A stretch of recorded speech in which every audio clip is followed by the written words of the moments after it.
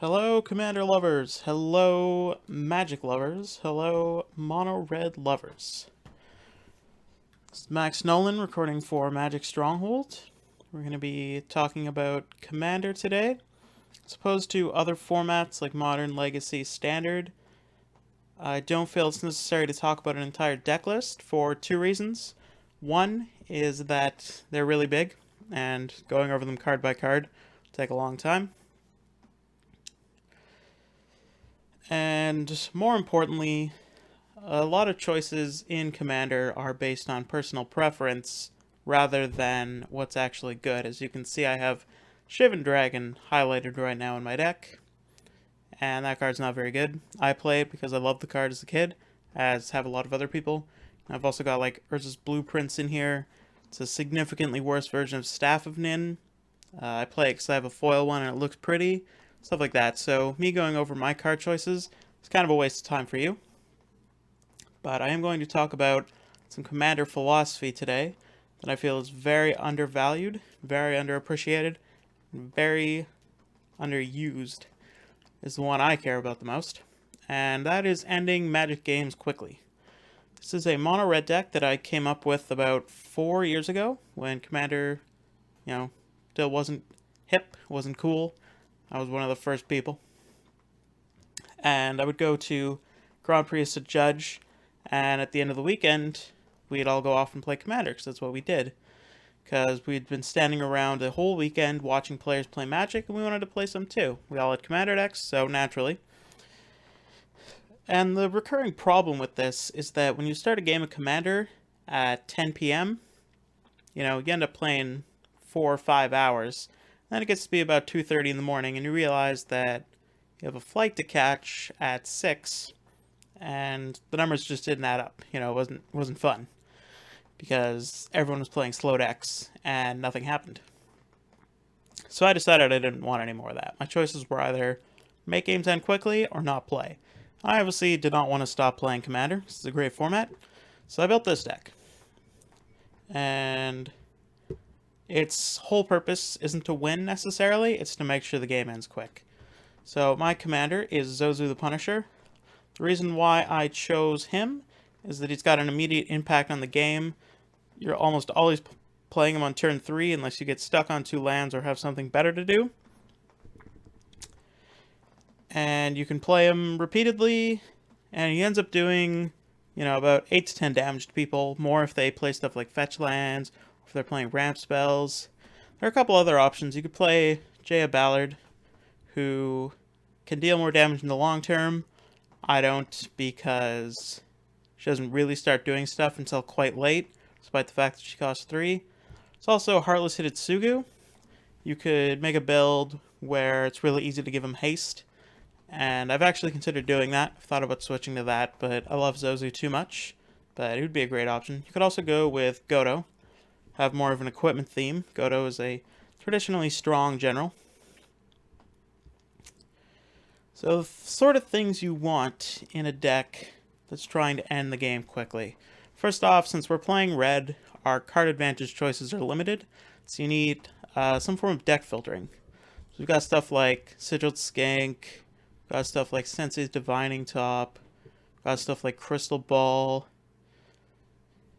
and stuff like Magma Jet, and then we've got a little bit of card draw. We've got the Mind's Eye, and what should be the Staff of Nin. So you're not going to have as much card advantage as blue, but you need to be able to keep up somehow.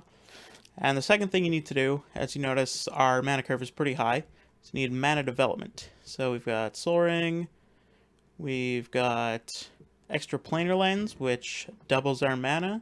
Got Mana Flare, which doubles everyone's mana and makes the game end much faster. Thran Dynamo. Other forms of artifact ramp would be perfectly acceptable. And once you've dug through your deck and built all your mana, you need ways to finish the game. So the ones I've gone with, highlights Insurrection, gains control of all your opponent's creatures, and you get to attack with all of them. That's great. Molten Disaster is probably the best finisher in here because it can't be countered, and when you're at like turn 15 in the game, if you have more life than everyone else, you're probably just going to win with it. So any sort of big red spells that deal a lot of damage to everyone are sort of what you want to go with. You want to be able to deal a whole bunch of damage in one turn. You also need ways to fight through other people's decks. So I've got Red Elemental Blast and Pyroblast in here because both of them are great against blue decks, and if you're playing a 4-person plus game of Commander, there's a pretty good chance at least one blue mage is there, and the big reason we want to stop blue cards is that they're often the ones that slow the game down. They generate card advantage for the guy with a lot of counter spells and a lot of bounce spells. So we want to be able to stop their stuff. We've also got Relic of Progenitus. Every commander deck should have some graveyard hate. It's really important. And since we're playing red, we've got Artifact Destruction in Shattering Spree and Shattering Pulse. The reason why I'm playing with those are they can get a lot of artifacts out of the way, but they don't kill your own. Shatterstorm, for example, would kill all your artifacts. You could also play Vandal Blast, which destroys all artifacts you don't control. I don't play that because I don't want to kill other permanents that will help me towards my end goal, which is winning the game. Ending the game, rather. So a couple cool cards I want to spotlight. As I said, I'm not going to go through all 100 cards, but a few of them that are worth noting. Ark's Logger. Basically, pay a red mana to shock someone. This is especially convenient in Commander because you start with a 100 card deck, so you can activate it potentially 4 more times than you could in something like Standard, where this card was actually quite powerful back in the day. And I actually only put him in because I loved him in Standard so much at the time, and he's probably the best card in the deck. So if you're playing any kind of red deck, throw this guy in. He's a cheap rare, and he just finishes people off really well. Pyrohemia is another card I put in just for giggles, and it's also an all-star. So if you're playing red, definitely recommend that as well. And my personal favorite card in the deck is Goblin Game. This text is small, just in case you can't read it. Each player hides at least one item, and item means a physical item, keychain, quarter, nail polish, whatever. Then all players reveal them simultaneously. Each player loses life equal to the number of items he or she revealed. The player revealed the fewest items then loses half his or her life rounded up. If 2 or more players are tied for the fewest, each loses half their life rounded up. I skipped the object part because it's kind of a gong show. Just have everyone, write down a number and reveal it all at once. And people are always confused when I play this card because it doesn't make sense. It doesn't feel like a magic card. But in this deck, it's surprisingly powerful. I've dealt up to 20 damage to multiple opponents with it in a game. It seems silly, and it is silly, which is kind of a benefit of it. It's fun, it's quirky, but it's really powerful. I definitely recommend, if you're building a deck like this, playing it. And a couple other cool cards we have to sort of help that we don't kill ourselves. Platinum Angel is great to have if you're firing off a giant earthquake, for example. Then everyone can be at -5 and you still win. Lich's Mirror does a similar thing. Starting with 7 cards, 20 life, and no permanents, a game of Commander where everyone's still alive, it's not going to be good for you. But if you kill everyone at once, then this saves your butt. So that's all the cards I'm going to go over in the deck. I think this is a really important strategy to have in Commander, and one of its benefits is the deck can be really cheap because red is the least popular color. So your nuts rares are all in the single digits.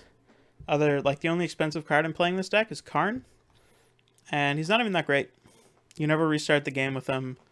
I've actually thought about taking him out, and everything else is pretty cheap. Like I said, Ark's Logger is the best card. It's $1. Pyrohemia is an uncommon. Insurrection's a couple bucks. Goblin Game's a couple bucks. So it's not expensive to put together. It's great to whip out at the end of the night for that one last game that you think is going to take an hour and doesn't, and you can actually make sure that happens. It's just a really great thing to have in your Commander arsenal if you're planning on building multiple decks, because not only does it end the games quickly, but it's a lot of fun to play. After 4 years and 9 Commander decks later, this is still my favorite. It's sort of my go-to one, even when it's not 10 p.m., even if it's 2 in the afternoon. Still love playing with this one. Tons of fun. Really suggest you build something similar and have a lot of fun with it too. That's all I have for now. Thanks for coming. I will see you next time.